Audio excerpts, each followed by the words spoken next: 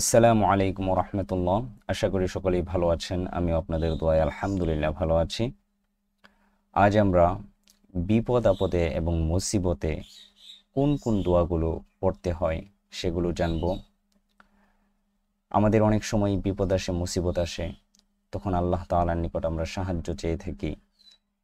কি দোয়া করে সাহায্য চাবো সেগুলো আমাদের জানা অতীব প্রয়োজন। সুতরাং চলুন তাহলে জানি। বিপদ আপদের সময়ের দোয়া হযরত ইবনে আব্বাস রাদিয়াল্লাহু তাআলা আনহু থেকে বর্ণিত আছে, রাসূল সাল্লাল্লাহু আলাইহি ওয়াসাল্লাম বিপদ আপদে এই দোয়া পড়তেন। দোয়াটি হচ্ছে, লা ইলাহা ইল্লাল্লাহুল আযীমুল হালিম, লা ইলাহা ইল্লাল্লাহু রাব্বুল আরশিল আযীম, লা ইলাহা ইল্লাল্লাহু রব্বুস সামাওয়াতি ওয়া রব্বুল আরদি ওয়া রব্বুল আরশিল কারীম।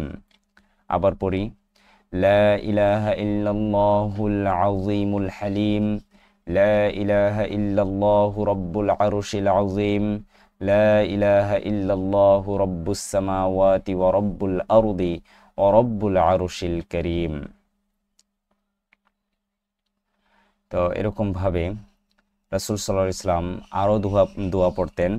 তা হচ্ছে হযরত আনাস রাদিয়াল্লাহু তাআলা আনহু নবীজি সাল্লাল্লাহু আলাইহি ওয়াসাল্লাম থেকে বর্ণনা করেন, কোনো বিপদ আসলে নবীজি সাল্লাল্লাহু আলাইহি ওয়াসাল্লাম এই দোয়া পড়তেন, ইয়া হাইয়ু ইয়া কাইয়্যুমু বিরহমাতিকা আস্তাগীথ, ইয়া হাইয়ু ইয়া কাইয়্যুম বিরহমাতিকা আস্তাগীথ, ইয়া হাইয়ু ইয়া কাইয়্যুম বিরহমাতিকা আস্তাগীথ।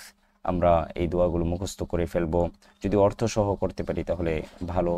অর্থ বুঝে পড়লে সেক্ষেত্রে সেটার একটি স্বাদ রয়েছে, সেটার স্বাদই আলাদা।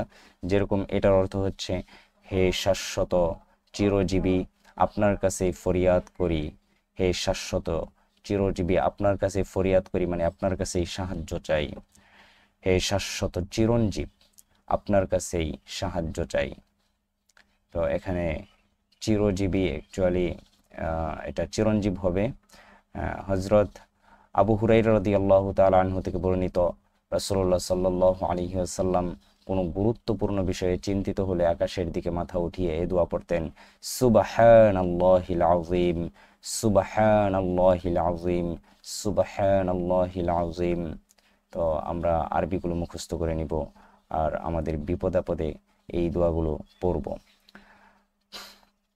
হযরত আব্দুল্লাহ বিন জাফর রাদিয়াল্লাহু তাআলা আনহু এর সূত্রে বর্ণিত আছে যে, হযরত আলী রাদিয়াল্লাহু তাআলা আনহু বলেন, রাসূলুল্লাহ সাল্লাল্লাহু আলাইহি ওয়াসাল্লাম আমাকে এই দোয়া শিখিয়েছেন এবং বিপদ আপদের সময় ও মুসিবতের সময় তা পড়তে আদেশ করেছেন। দোয়াটি হলো, লা ইলাহা ইল্লাল্লাহুল কারীমুল আযীম,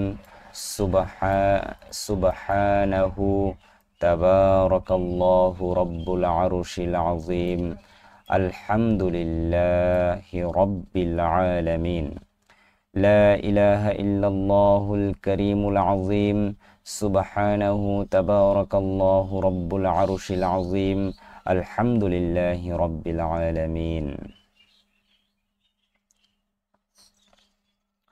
হযরত আবু বকর রাদিয়াল্লাহু তাআলা আনহু থেকে বর্ণিত আছে, রাসূল সাল্লাল্লাহু আলাইহি ওয়াসাল্লাম বলেছেন, বিপদের সময়ের দোয়া হলো, আল্লাহুম্মা রাহমাতাকা আরজু ফালা তাকিলনি ইলা নাফসি তারফাতা আইনিন ওয়া আসলিহ লি শানি কুল্লাহু, লা ইলাহা ইল্লা আনতা। আল্লাহুম্মা রাহমাতাকা আরজু ফালা তাকিলনি ইলা নাফসি তারফাতা আইনিন ওয়া আসলিহ লি শানি কুল্লাহু, লা ইলাহা ইল্লা আনতা।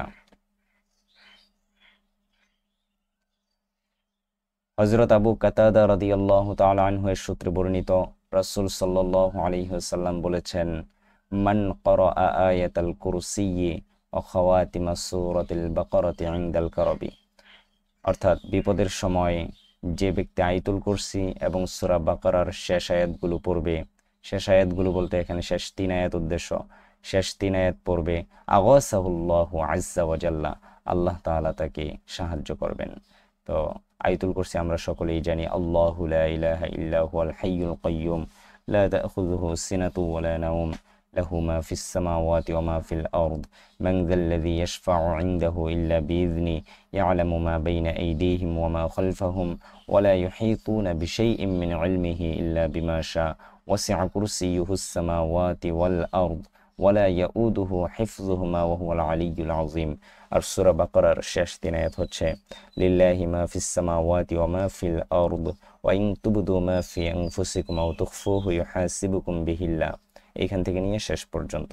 তো আয়াতুল কুরসি এবং সূরা বাকারার শেষ 3 আয়াত পড়লে আল্লাহ তাআলা হচ্ছে বিপদ থেকে মুক্তি দিবেন।